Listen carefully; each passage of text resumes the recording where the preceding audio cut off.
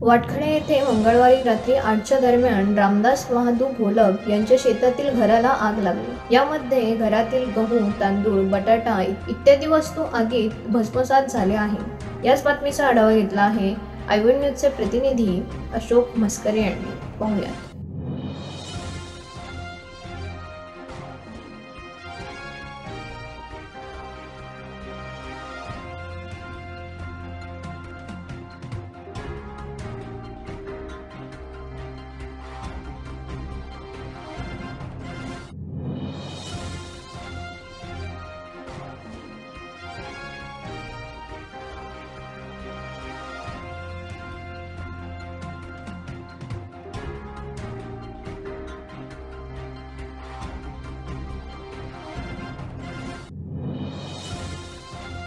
आग साधारणपणे किती वाजता लागली?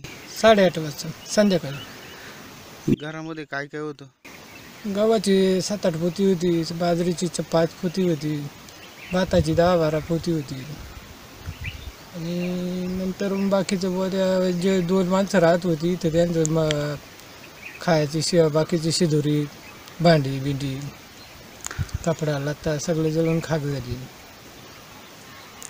आग कशामुळे लागली अंदाजे? आता आहे ना, ते काय झालं, इथं काही लाईट बीट नव्हती। देवाचा दिवस होता पण तो खाल्ल्या साईडला होता ना, मग ते आता इथं ते हे जे इथं राहत होती माणसं यायची तर त्यांचं राखण करण्याकरता वरती गेली आणि ते जेवून काहीतरी 15-20 मिनिटच झाले असतील, तो वरती गेली तर तेवढ्यात पाठीमागं वरून त्यांनी पाहिलं का बाबा इथं आग लागली। आग लागल्यानंतर ते खाली पळत आल्यानंतर मग माणसं जमा झाली, पण ते आग काय आटोक्यात आली नाही। रानडुकरांचा जास्त प्रभाव आहे। परत तुम्हाला सांगतो, जे नीळ गाय आहे आपल्या रानातल्या, त्या गायांचा लय त्रास आहे। गहू पेरला होता, 2 वेळा गहू खाला। जास्त इथं वन्य प्राण्यांचा त्रास जास्त। या शासनाने वन्य प्राण्यांचं काहीतरी बंदोबस्त करावा आणि मला आता या झालेल्या हानीला सरकारने काहीतरी भरपाई द्यावं असं माझं म्हणणे आहे।